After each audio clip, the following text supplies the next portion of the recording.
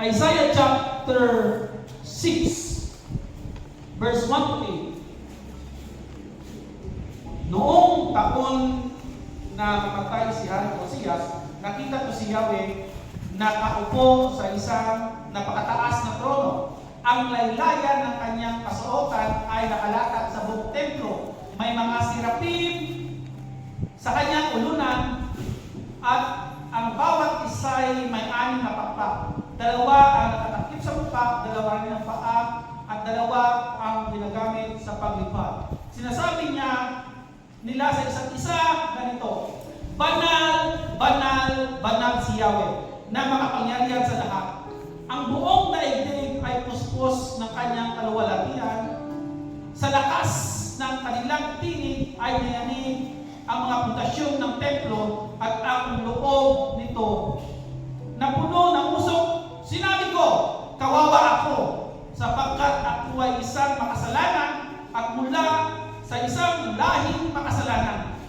Mapapahamak ako sapagkat nakita ko ang hari, si Yahweh, ang makapangyarihan sa lahat. Pagkatapos may isang sinapin sumipit ng baga mula sa altar at lumipad patungo sa akin.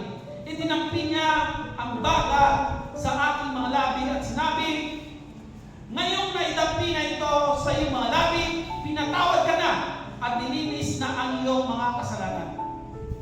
At narinig ko ang tinig ni Yahweh na nagsasabi, sino ang aking ipapadala? Sino ang magpapahayag para sa akin? Sumagot ako, narito po ako. Ako ang inyong isugo. What is needed today? Bakit hindi tayo makashare? Bakit hindi tayo makalabas? Kasi we need to have the present intimacy with God. We need to have a fresh encounter with God daily. Do you remember when you first met your loved ones? Noong unang panahon, noong unang yung pagkikita, nagkaroon din daw na tibok ng puso. Tibok ng puso. Sa unang paghawak nyo, nanginginig ka pa. How about now? Nanginginig ba o manhid na? Sarap balikan ang dating nakaraan. As a church, it was the King Uzziah died that saw that Isaiah saw the Lord in his throne. Look into the amazing life and ministry of Isaiah, who served for almost 60 years. Alam po natin na si Isaiah ay nanimpihan ng 60 taon under the 5 kings. Si Judah, si Hosea, si Jotham, si Ahaz, and Hezekiah, and King Manasseh. Isaiah remained faithful to God because he had a fresh encounter with 60 years na naglingkod si Isaiah sa Panginoon. 5 hari. Pero sabi niya, patuloy siyang naglilingkod because he always renewed the intimacy and always encountered the presence of God. It was when King Uzziah died that Isaiah saw the Lord on the throne. Alam niyo ba, nung namatay si King Uzziah, of course, nung namatay ang hari, nagkaroon po ng tinatawag na disability. No? Yung tinatawag natin, may mga threat sa bansa dahil namatay ang hari. Instabilities and challenges surrounded Isaiah. Hindi niya alam kung sino ang namumuno na baka siya ay patayin. So nagkaroon ng takot sa Isaiah kung ano ang mangyayari. Have you encountered? Nakaranas na ba tayo ng matakot? Dahil sa nangyayari? Dahil sa problema? Dahil sa bayarin? Dahil sa sakit? Alam nyo, okay lang matakot. Fear is natural. Lahat tayo natatakot. Pero, wag lang tayo manatiling takot. Because God is in control. throne. Kings and presidents may come and go, but God is still on the throne.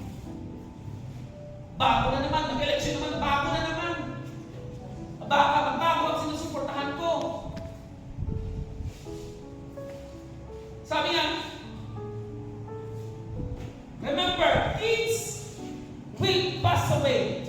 The president, the mayor will pass away, but our King of Kings will remain. Sinating King of Kings, that's Jesus. Kaya huwag tayong matakot. Kung ano man ang darating. Matakot ka, pero huwag natin hayaan mananatili tayo sa takot because God is in control.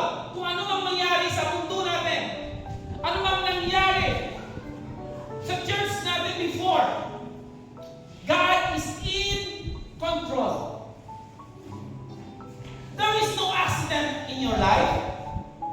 Na? Kahit basahin natin sa Romans chapter 8, no? Na? Sabi nga, for all things work together for good. To says, it means that it is in control. Lahat nangyayari sa atin, good or bad, may magandang plano sa atin ng Panginoon. Lahat yan para sa ating ikabubuti. Kaya, huwag tayong matakot. Huwag paghinaan ng loob. God is in control. As a church, we have to leave the past. Bad things happen to us.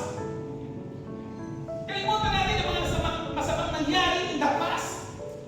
That some decision prompted us to have a new direction. Yung mga nalimong, yung mga nangyari, kaya tayo ngayon nagkaroon ng bagong direction. Have a high view of God. Bakit nangyari ito sa amin? Sa aming church, sa akin. Let's live it. And have the high view of God. He is in control and the result is we can have peace. Kung ibigay natin sa Panginoon, the result, magkaroon tayo ng tinatawag na kapayapaan.